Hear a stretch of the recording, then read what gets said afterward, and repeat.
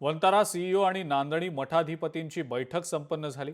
नांदणी मठाची माधुरी हत्तीण ही लवकरात लवकर कोल्हापुरात परतेल यासाठी प्रयत्न करू असा शब्द वंताराच्या अधिकाऱ्यांनी दिलेला आहे। कोल्हापुरात माधुरीसाठी घर बनवू शकतो असं वंताराच्या सीईओंनी देखील म्हटलंय। हाँ ठीक है, मेरे को भी करने दो। आपको अंदर दो हो या हम चाहते हैं कि हम मिलके माधुरी के लिए यहाँ एक घर बना सकते हैं जहाँ माधुरी खुश, उसमें हम हाइड्रोथेरेपी, पॉन्ड, हम laser therapy, covered night shelter, जो कुछ माधुरी को चाहिए, रिकवरी, रेस्ट और अपनी कोल्हापुर वासियों के साथ रहने के लिए वो वंतारा और स्वामी जी और गवर्नमेंट ऑफ महाराष्ट्र मिलके ये हम सुविधा प्रदान करेंगे। और हम हाई कोर्ट और कोर्ट में अर्जी भी देंगे साथ में मिलके कि ये माधुरी वापस कोल्हापुर आ सके, नांदणी आ सके। कर्नाटकातल्या 3 मठांच्या विरोधात पेटानं तक्रार केलेली आहे। बेंगलोर उच्च न्यायालयामध्ये 4 आणि 5 तारखेला त्या संदर्भामध्ये सुनावणीसुद्धा झाली। आता 3 सप्टेंबरला पुढची तारीख पडलेली आहे।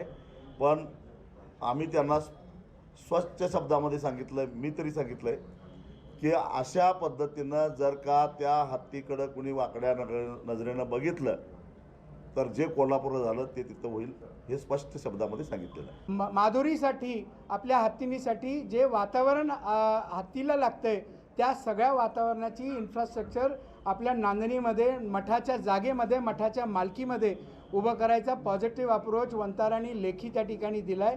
आणि खात्री आहे की ह्या माध्यमातून रिव्ह्यू पिटिशन महाराष्ट्र शासन, मठ आणि वंतारा एकत्रित येऊन जर कोर्टामध्ये सुप्रीम कोर्टामध्ये दाखल झालं तर 100% आम्हाला खात्री आहे की ह्याच्यामध्ये पॉझिटिव्ह येऊन आपली माधुरी परत कोल्हापूरला या ठिकाणी नांदणीमध्ये या ठिकाणी येईल। नांदणी मठाच्या मालकीच्या जागेमध्ये वंताराने हत्तीच्या पालन पोषणाची सुविधा केंद्र उभा करण्याचे आहे असे त्यांनी मान्य केलेलं आहे।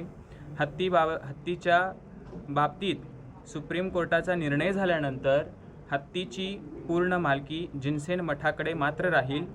देखभालीची व्यवस्था, वैद्यकीय तज्ज्ञाची सेवाचं पथक वंतारा पुरवण्याचे आहे। त्याचबरोबर एकंदरीत समाधानकारक चर्चा झालेली आहे। त्याप्रमाणे हत्ती नांदणीत परत येईपर्यंत वंताराने आपल्याला सहकार्य करत राहावं अशी मंगल भावना आहे। लोकशाही मराठी ऐका, पहा, जागरूक रहा।